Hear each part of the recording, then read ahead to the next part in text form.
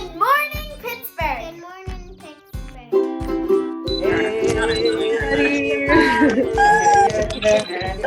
Good lovely. You're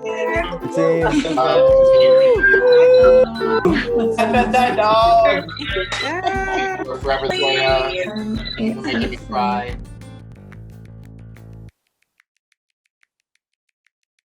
Thank you for being with us this morning, and I guess we should let people in on the not real secret of what it is that you do and who you are. So can you tell us a little bit about yourself? As everyone knows, sort of from the introduction, I am a climate activist. I have been striking for 10 months every Friday for 4 hours at the City County building for climate action, and I sort of became interested in activism through learning about local environmental issues and feeling passionate about changing those issues. So yeah. When did you first become really interested in climate activism?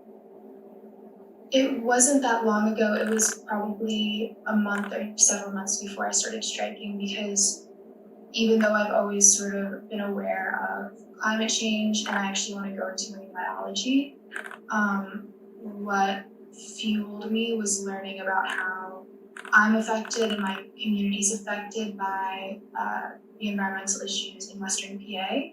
So our air quality in Pittsburgh is normally in the top 5 worst places for air quality in the nation. And some parts of the year we're number 1, which is just insane. And also the fact that, you know, our politicians are opening up our state, especially Western PA, to the possibility and the promise to oil and gas industries that they'll be able to frack here for generations to come, which just, it can't happen for the health of our communities and for the safety of our communities. So that was how I became involved. So when the Creative Mornings team thought of you for this theme, we almost intentionally created a thread between the theme, purpose, and impact, and specifically the impact that we see you having in the Pittsburgh community.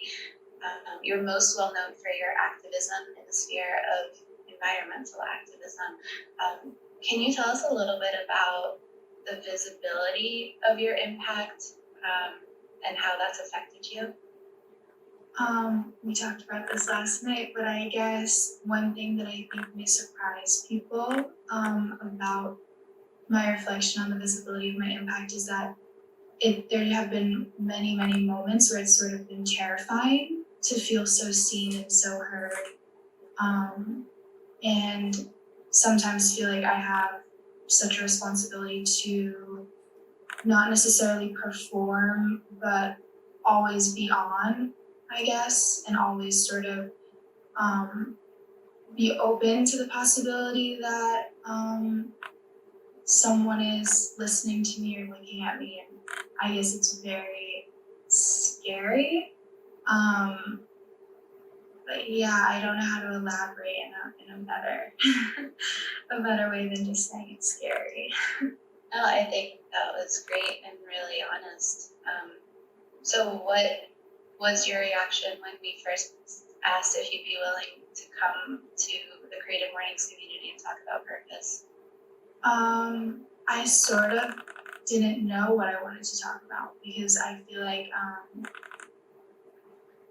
I haven't reflected, and I feel like I haven't had necessarily the time to reflect, because I'm always on like rapid fire mode of like needing to organize as quickly as I can and attend every event and every meeting that I can, and not really having the word no in my vocabulary.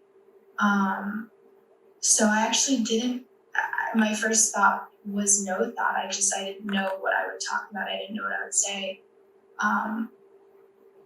Yeah, I didn't know what my purpose is, I guess. Which I think would surprise people, because I think so many people see you as this headstrong, confident, well-spoken figure. And I would love if you could share anything that you feel comfortable sharing about the gnarly edge of purpose? Yeah, I feel like as someone with mental health issues, purpose is sort of something that I have to discover for myself and sort of create for myself. And so, in coming out of a dark place as I was younger, I sort of turned to activism and organizing as a way to feel purposeful and feel impactful and sort of prove to myself that that I was capable of being productive and having a purpose and doing things, I guess. Yeah, so it was sort of something that I adopted, I guess, and I adopted a strict routine for work because that was my way of, like, I don't know. Sometimes I have imposter syndrome where I sort of feel like I'm adopting that purpose as a way to sort of like role play as an activist, I guess, but not really be one, almost. I don't know. I think that's like I mean, it's really familiar to me. I can imagine that what you're saying is really familiar to a lot of people that are in this room right now. I think imposter syndrome is real. I think that feeling like you have to create a sense of purpose for yourself to just keep going is something that a lot of people can relate to. And if you don't mind me saying, you're also really young, right? So even though you're relatively young, you've done a lot. And so when we're talking about a theme like purpose, I wonder if you felt your purpose shift throughout like the growth that you've experienced in your life. I guess to answer that question, when I first started, like I said, I think that my sense of purpose was just giving myself something to do. That's the best way I can say it, but giving myself something to sort of fill up my time and almost distract myself from feeling sad or feeling anxious. And now my purpose has sort of shifted where I've done this work and I've proven to myself that I can do this work, but the way that I've been doing it hasn't always been best for my own mental health.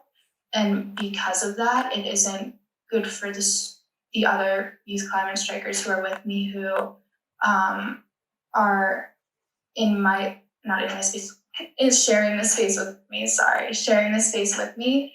And so now I think my purpose has shifted to maybe something much more personal, which is I need to become better at reflecting and setting personal goals for myself to make sure that, when I am in a space where we are organizing, I can be the best organizer that I can be. And I can be more in tune with what I want to say, like right now, and what I want to produce, I guess. I think what I'm hearing you describe is burnout, right? When you throw yourself really deep into a cause and you work so hard day and night, and then you just become really tired and feel the need to take care of yourself. Do you have, I think that it's a very relatable experience to a lot of people here in Pittsburgh as well as all over the world. Do you have any comments on the burnout culture that we live in? I think the burnout culture, especially in climate activism, is that with social media and with the ability to have events that are so frequent and do things frequently and show everyone that you're doing things frequently, it creates an environment where activists feel like they're not doing enough and feel like they have to continue to produce at a rate that then causes burnout. We aren't facilitating change in the best way possible. And we don't really have that creative strategy because every 3 months we have another huge strike.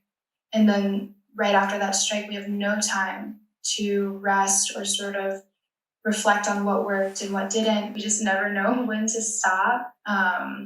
So do you see a relationship between purpose and the activism, the environmental activism that you're involved with?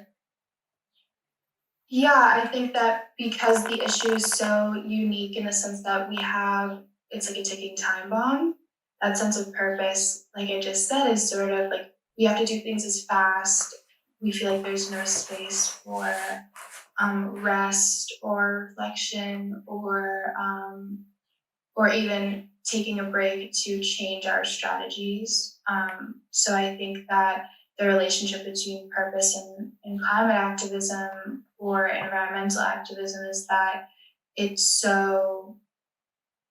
the consequences of ignoring climate change and ignoring the environmental issues in Western PA results in we see this public health crisis that is just out of hand. And so that purpose is feeling like, if I stop, what will happen?